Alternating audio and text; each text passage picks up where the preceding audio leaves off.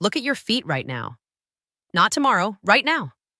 Because what you see or what you feel or what you no longer feel could be the earliest warning your body will ever give you that your blood sugar is quietly destroying you from the inside out.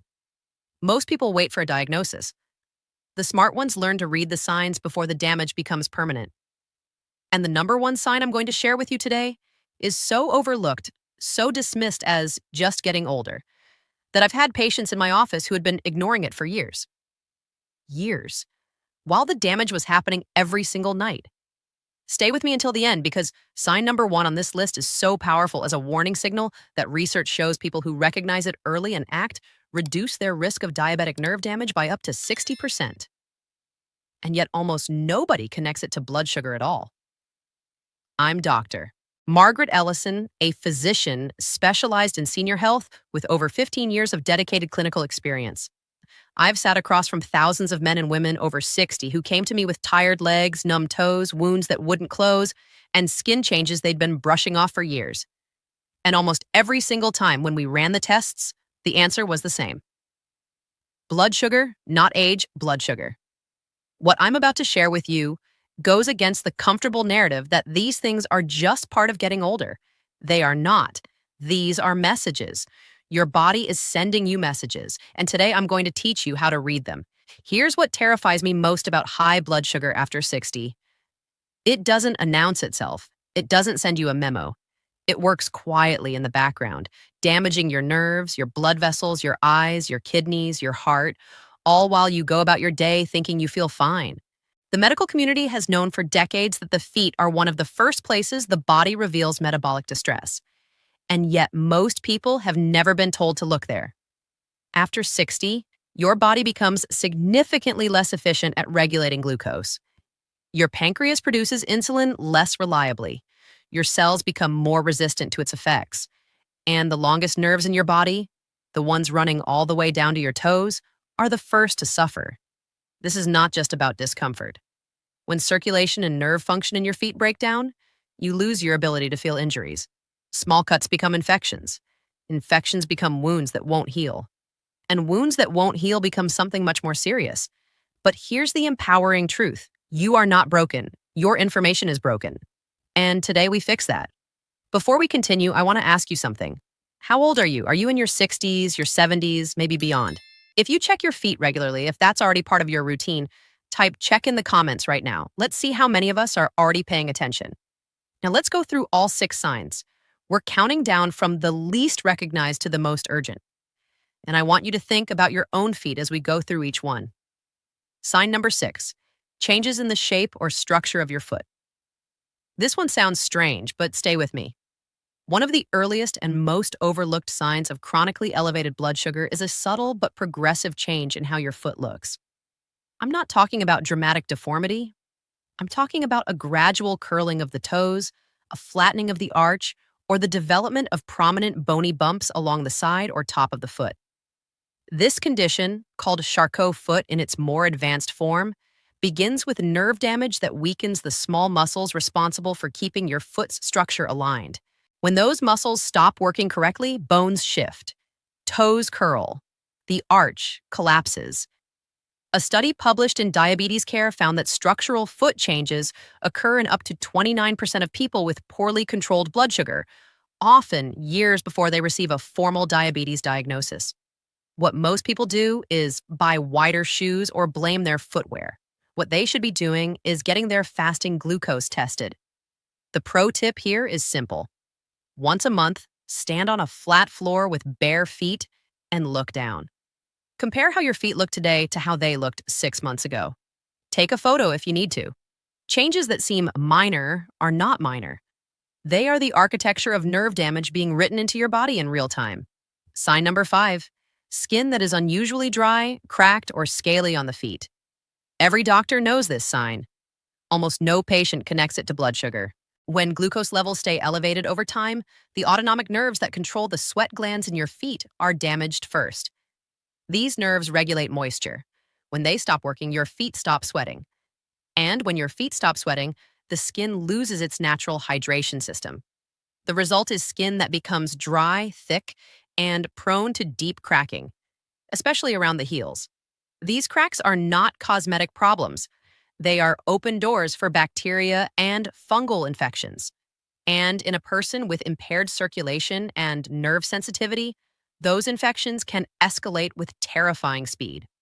Research published in the Journal of Clinical Nutrition found that diabetic neuropathy affecting sweat gland function is present in over 60% of people with long-term elevated blood sugar, and it often predates other symptoms by several years. Here's what concerns me most. People spend money on foot creams and pumice stones, treating the symptom while the cause, high blood sugar, continues unchecked. If your feet are persistently dry despite moisturizing, and especially if you notice deep cracks forming at the heels, that is not a skin problem. That is a metabolic signal. If you believe that the health of your feet can reveal what's happening inside your body, type yes in the comments. If you're skeptical, type 0. Your answer helps other viewers know they're not alone in this conversation. Sign number 4, a persistent feeling of coldness in the feet, even in warm weather. Not cold because the room is cold. Not cold because you forgot your socks. Cold when everyone else around you is comfortable. Cold that doesn't go away when you warm up. Cold that is always there in the background, like someone turned off the heat to just that part of your body. This is a circulation sign. Chronically elevated blood sugar damages the walls of small blood vessels through a process called glycation, essentially the sugaring of the vessel walls, which makes them stiff, narrow, and less able to deliver warm, oxygenated blood to the extremities. The feet, being the farthest from the heart, are hit first and hit hardest. A 2021 study published in Frontiers in Aging found that peripheral vascular changes consistent with blood sugar damage were measurable in adults over 60 before any formal diagnosis of diabetes in nearly 1 in 3 subjects. 1 in 3. The pro tip here is this. Press your thumb firmly against the ball of your foot for 5 seconds, then release. The skin should return to its normal color within 2 seconds. If it takes longer, if the area stays pale or white for 4, 5, 6 seconds, that tells you blood return to that area is impaired. That is a test you can do at home right now for free. Now I want to hear from you. Have you ever dismissed cold feet as just part of getting older? Has this ever been something your doctor addressed with you? Share your experience in the comments. I read every single one. Sign number 3, numbness, tingling, or a burning sensation in the feet. And here's what concerns me most about this one. The sensation itself convinces people it's not serious. Tingling feels like nothing. Numbness feels like nothing, literally. A mild burn feels manageable. So people wait. They ignore it. They assume it's from sitting too long, or from the wrong shoes, or from getting older. But what's actually happening inside the body when you feel that tingling? Or when you stop feeling anything at all is that the peripheral nerves serving your feet have been bathed in excess glucose for long enough that the myelin sheath protecting them has been degraded. Think of it like the insulation around an electrical wire. When that insulation wears down, signals become erratic. You feel things that aren't there, you stop feeling things that are, and eventually the wire goes dark. According to research published in the New England Journal of Medicine, peripheral neuropathy, affecting the lower extremities, is present in approximately 50% of people with type 2 diabetes, and in a significant portion of those cases, it begins before the diabetes is even diagnosed. The burning at night is often the first symptom. People wake up at 2 in the morning with feet that feel like they're on fire. They take off their socks. They press their feet against the cool floor. And in the morning, they decide not to mention it to anyone. Please, mention it. That nighttime burning is one of the most consistent early signs I see in patients before we catch their blood sugar numbers. Let me tell you about Patricia. Patricia was a 71-year-old retired school teacher from Boston. She came to my office because of what she described as annoying tingling in her toes. It had been going on for about a year. She'd been told by a previous doctor that it was probably from her lower back. She'd been doing stretches. Nothing was helping. When she sat down in my office and I asked her to describe the feeling in more detail, she mentioned that some nights the tingling became more of a burn and that there were mornings when she had to look at her feet to know exactly where they were on the floor because the sensation was unreliable. That second detail, the need to look at her feet to know where they were, told me everything. We ran a complete metabolic panel that afternoon. Her fasting glucose was 214. Her A1C was 8.1. Patricia had been living with significantly elevated blood sugar for what we estimated to be at least 2 to 3 years. She had no idea. She told me afterward, "Doctor, I thought tingling was just what happened when you got older. I had no idea my body was sending me a warning the whole time." We got her blood sugar under control over the following months. The tingling reduced substantially. The burning stopped. She told me 6 months later that she finally felt like she could trust her feet again. This wasn't magic. This was her body finally getting what it needed. And you can experience exactly the same thing. If this information seems valuable to you, hit that like button right now. And before we continue, if what you've heard so far is helping you see your own body differently, I'm asking for 2 simple things. First, subscribe to this channel. My mission is to give you clear, honest health information so that you can make the best decisions for yourself and the people you love. Second, and perhaps more important, share this video. Think about your siblings, your neighbors, your friends from church or from work. Someone in your life right now is walking around with tingling feet and calling it aging. A simple share could change everything for them. Sign number 2, slow healing wounds, blisters, or sores on the feet. This is the sign that sends people to the emergency room, and it almost always should have been caught much, much earlier. Here is the biology. Elevated blood sugar impairs healing through at least 3 distinct pathways simultaneously. First, it reduces the function of white blood cells, your body's primary infection-fighting mechanism, making even minor wounds susceptible to bacterial invasion. Second, it damages small blood vessels, reducing the supply of oxygen and nutrients that tissues need to repair themselves. Third, it impairs the production of collagen, the structural protein your body uses to close wounds. The result is a wound that stays open, a blister from a shoe that becomes an ulcer, a small cut that becomes infected, an infection that spreads to the bone. According to the Journal of the American Medical Association, diabetic foot ulcers are the leading cause of non-traumatic lower limb amputations in the United States. And in the overwhelming majority of those cases, there were warning signs for years before the situation became critical. Years. The pro tip here is urgent. Inspect your feet every single day. Bottom, top, between the toes. Use a mirror if you need to. Use your phone camera. If you find a wound that has not improved meaningfully within 48 hours, do not wait. Do not try a second antibiotic cream. Go to your doctor and ask specifically for a blood sugar test. Because the wound is not the problem. The wound is the message. Blood sugar is the problem. I remember James. James was a 74-year-old retired firefighter from Chicago. He came to my office because his wife had made the appointment, not him. He'd had a small blister on the outside of his left foot for 3 weeks. He'd been putting antibiotic ointment on it every night. It wasn't getting worse, he told me, so he wasn't worried. When I examined it, it was not a blister anymore. It was a superficial ulcer, partially infected, with the skin around it showing early signs of tissue compromise. James had not checked between his toes because the blister was on the outside of his foot. When I looked between his toes, I found 2 additional small wounds he had no idea existed. He told me he hadn't felt any pain. That was precisely the problem. We caught his blood sugar that day at 248. His A1C was 9.2.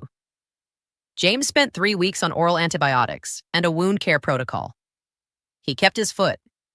He told me afterward, standing in my office with tears he was trying very hard not to show, "Doctor, my wife saved my foot.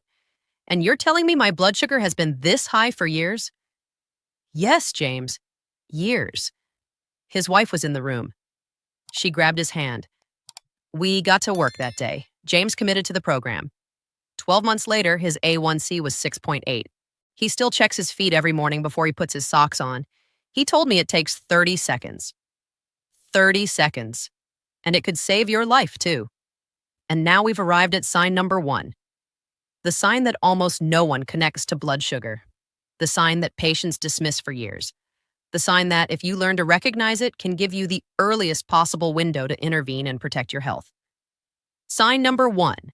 Changes in the color of your toenails and the skin surrounding them. specifically toenails that are thickening, yellowing, or becoming brittle, skin around the nails that looks shiny or tight, or a gradual loss of hair on the tops of your toes and the lower part of your legs. Let me explain what this is telling you. The nail plate and the hair follicles of the lower extremity are among the most metabolically sensitive tissues in the body. They require consistent, reliable blood flow to maintain their structure and their normal growth cycle.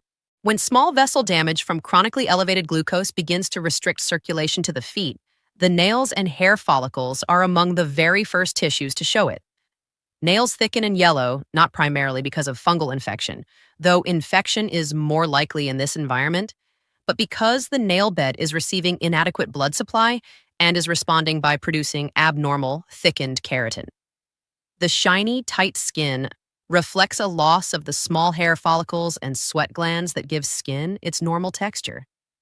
And the disappearance of hair on the toes and lower legs, that is the body rationing blood flow.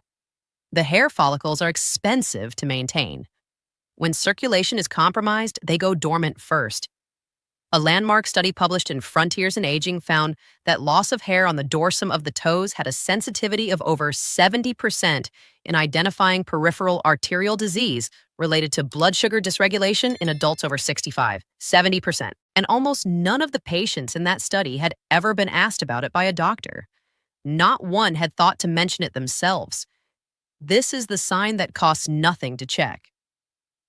Right now, if you're reading this, I want you to look at the tops of your toes. Do you have hair there? Small, fine hairs? If they have disappeared over the past few years, that is not random. That is circulation whispering to you, and I want you to hear it. Let me tell you about Dorothy. Dorothy was a 68-year-old retired librarian from Philadelphia. She came to me not for blood sugar concerns, not for diabetes screening. She came because her daughter had noticed that her mother's toenails looked strange in sandals during a summer visit. They were yellowish, thickened, slightly curved. Dorothy had been treating them for over a year with antifungal paint from the drugstore. No improvement. When I examined her feet, I noticed three things immediately. The nails, as described, skin on the tops of her feet that had a stretched, almost shiny quality, and the complete absence of hair on the tops of her toes and the first several inches of her shins. I asked Dorothy when she had last had her blood sugar checked. She said 2 years ago, and it was fine. We checked it that afternoon. Her fasting glucose was 186. Her A1C was 7.4. Dorothy sat very quietly for a moment after I told her the numbers. Then she said, "So my nails were trying to tell me something for a year, and I was painting over the message." Yes, Dorothy, exactly that. We built a plan together that afternoon. Dietary changes, movement, monitoring. 6 months later, her A1C was 6.6. Her nails, over time, began to grow back differently. Healthier. She told me at her last visit. I look at my feet differently now. I listen to them. That's exactly what I want for you too. This wasn't a miracle. This was her body finally getting what it needed. And you can experience exactly the same thing. Now let me tell you exactly how to implement what you've learned today. Start tomorrow morning before your feet even touch the floor. Sit on the edge of your bed for 60 seconds. Look at your feet in the morning light. Check the color of your skin and nails. Look at the tops of your toes for hair. Press the ball of each foot and watch how quickly the color returns.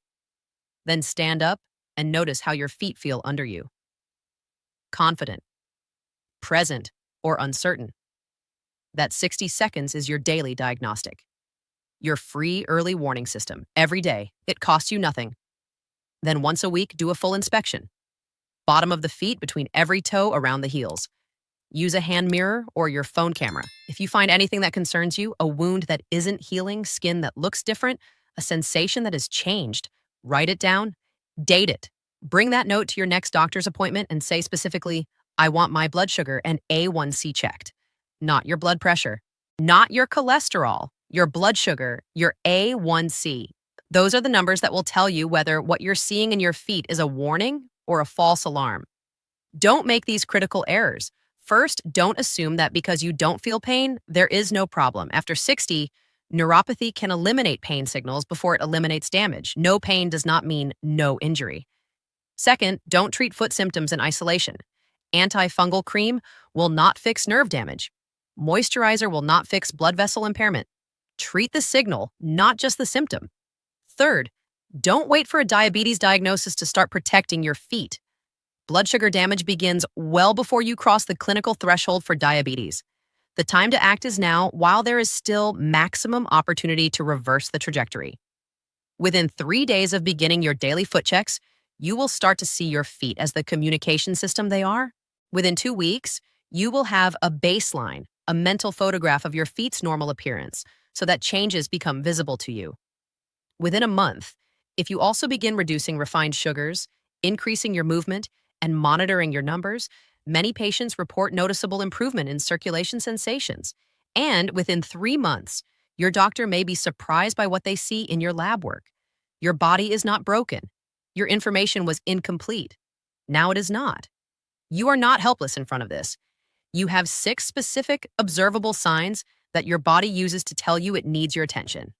6 messages written on your feet right now, waiting to be read.